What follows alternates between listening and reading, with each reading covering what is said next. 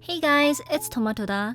Today I'm gonna show you how to make this cake slice trinket tray with polymer clay and UV resin, heavily inspired by this ceramic dish I found on AliExpress. Let's begin. First, take a bunch of scrap clay and condition it into a ball. Then wrap the ball with whatever colored sheet of clay you'd like to use. I chose blue because that's my favorite color. When you wrap it around, make sure you have the least amount of air trapped inside as possible. As you can see, my yellow-brownish filler clay is kind of shining through the ball, making it look blue-greenish. So I'm going to cover it with a second layer of blue clay. Make sure to smooth out the lines and creases on your ball. Then roll it into a cone shape and flatten it out with your fingers into a cake slice shape and smooth it out with a roller. If you have a bit of air trapped inside, poke them with a thin, sharp object to release the air. My sharp object wasn't thin, but it's all I had. Sometimes you've got to make do with what you've got. Once that is done, start raising the edges by folding them in like this. I'm not too focused on it being perfectly smooth because I'm purposely going for a handmade ceramic type of feel. When that is done, bake it in the oven. After baking, clean off all the fingerprint textures and dust with acetone on a cotton pad. And I don't know when this happened, but I'm just gonna rub more acetone on it to try and smooth it out at least. I'm hoping that the UV resin later on is gonna fill it up. Taking Posca paint pens or acrylic paint, draw the icing drip.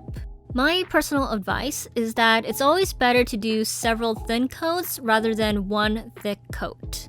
When you're done painting, set it aside to dry.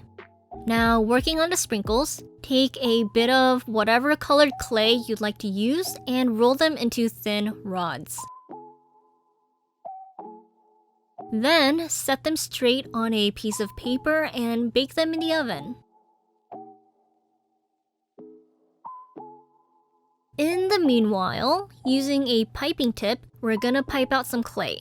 My clay here is FIMO Professional, which is hard as fuck, which is why it was difficult for me to pipe it through. So I had to make it softer, and I did that by mixing it with water. From my experience, once the water is mixed with the clay, it's hard to reverse the process even if you let it out to dry for several days, which is why you want to make sure to add just a little bit at a time. If you use Primo or Sculpey clay, water will not work. You'll probably have to use like a softener or some kind of liquid clay, I think. In the end though, I added a shit ton of water because my weak ass arm just wasn't strong enough to pipe it. And even when I got it to this point, I was still struggling a lot, but at least it did work. After piping, take a small bit of white clay and shape it into a Hershey's Kisses. I only needed 3, but I made 4 just in case. The kisses are gonna give the cream some volume when you wrap the piping around it. Oh, and make sure to twist the piping around before you wrap it around. Twirl and pinch the tip until it becomes a cute peak.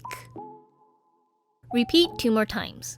The funny thing is, I realized the swirls weren't in the same direction, so I tried it again using the original as a comparison, and it still ended up in the wrong direction. Anyways, if you have some squished parts, try to use your tools to fix the creases. My whipped creams were a bit too tall, so I shortened it by chopping off the bottom. The pressure against the table will flatten the cream a bit, so I made sure that the ugliest side was pressed. That side is actually going to be facing the curved edge of the tray, so it's going to be hidden under the sprinkles later. Secure the creams with liquid clay and set that aside. Coming back to our baked rods, chop them up so they look like sprinkles. Put some more liquid clay on the edge and toss them on. Use tweezers for more specific placement so the sprinkles look nicely spread out. Once you are satisfied with how it looks, bake it in the oven for the full time required. After it cools down from baking, clean the surface one more time with acetone to prep it for drawing, using Posca paint pens or acrylic paint. I'm gonna draw on some cherries, cause why not?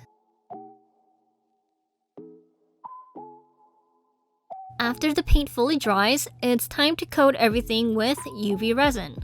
Start with the creams and sprinkles first to make sure that all the small parts are secured in place because they might move around or fall off.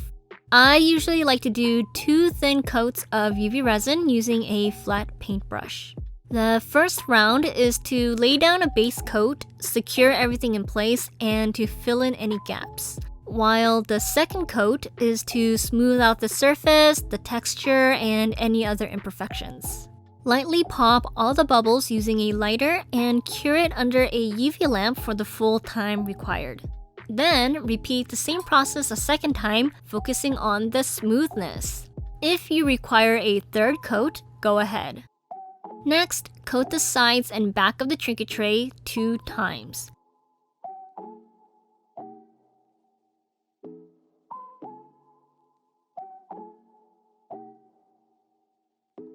After it's done curing, coat the front side 2 times, but avoid the cream area cause that's already done.